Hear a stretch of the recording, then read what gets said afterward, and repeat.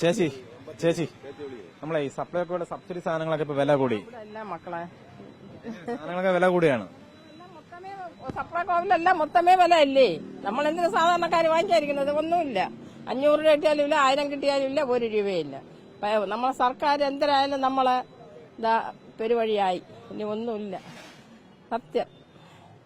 അതുകൊണ്ട് ഇതിന് സപ്ലൈകോവിലുള്ള സാധനം എന്തിരിക്കുന്നത്? നല്ല സാധനങ്ങളൊന്നുമില്ല. അരി, ഉപ്പ്, വെളിച്ചെണ്ണ, തേങ്ങ, ഉള്ളി, എല്ലാ സാധനവും വില കൂടുതൽ തന്നെ. ഒരു സാധാരണക്കാരിക്ക് 500 രൂപയൊന്നും വീട്ടിൽ കിട്ടിയാൽ ഒന്നുമില്ല.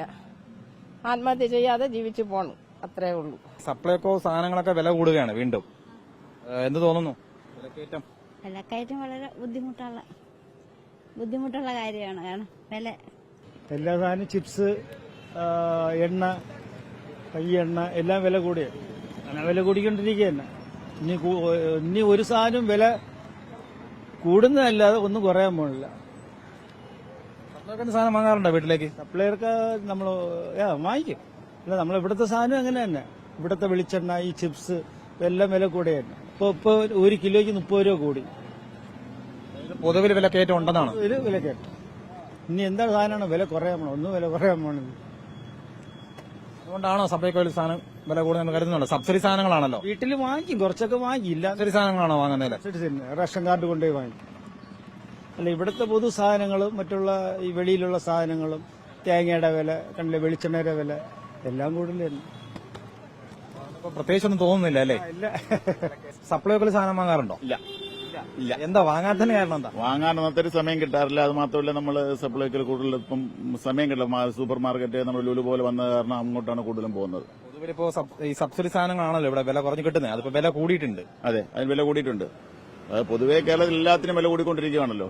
അതിന്റെ ഭാഗം ആക്ച്വലി ഞാൻ ഇപ്പൊ സപ്ലൈകോയിലൊന്നും പോകാറില്ല. എന്നാൽ പോലും ലുലു അങ്ങനത്തെ ഹൈപ്പർ മാർക്കറ്റുള്ള എല്ലാ സാധനവും ഒരു കുടക്കയിൽ കിട്ടുന്നുണ്ടല്ലോ. അതുകൊണ്ട് അതാണ് കൂടുതൽ ആശ്രയിക്കുന്നത്. വാങ്ങാറുണ്ടോ? സാധനം വാങ്ങാറുണ്ടോ? ഇല്ല, ഞാൻ വാങ്ങിക്കൂല. സപ്ലൈ അല്ലാത്ത ഹോൾസെയിൽ കടയിൽ പോയി വാങ്ങിക്കും. എന്താ കാര്യം? എന്താ കാര്യമെന്ന് വെച്ചാൽ നമുക്ക് പോയി ക്യൂ നിൽക്കാൻ പറ്റൂല, അതുകൊണ്ടാ. അല്ല, വില പാകം നമുക്ക് എന്തായിരുന്നാലും കാശ് കൊടുക്കാതെ ഒന്നും കിട്ടൂല. അപ്പം വില പാകമായിട്ട് നമുക്ക് പ്രശ്നമില്ല. കഴിച്ചല്ലേ പറ്റുള്ളൂ എത്ര കൂടിയാലും. ഈ സപ്ലൈകോയിലൊക്കെ സാധനങ്ങൾ വില കൂടിയാണ്.